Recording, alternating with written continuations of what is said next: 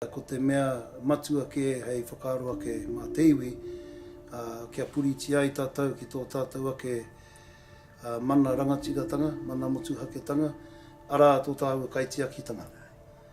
E mea nui tēnei kia mōhio ai ngā tamariki me ngauri whakatipu e heke iho nei ki tō rātou kaitiakitanga ki tēnei puna. Nā ira tū moana, ka puta ko manu korihi ko ngā hapu o rangitaiki. Nā ira moko ko ngā hapu o matatā tai atu ki kawerau. Nā rangituhi ko Ngāti awa ki roto o kawerau, ko tūrehe ko tai whakaia ko Ngāti Pūkeko. Mō reira nā tātou te puna wai.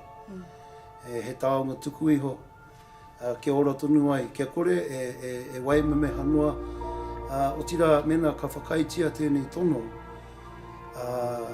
ka hatia te mauri. Me he mea ka mate te mauri o te puna, ka pehea te mauri o tā awa te iwi.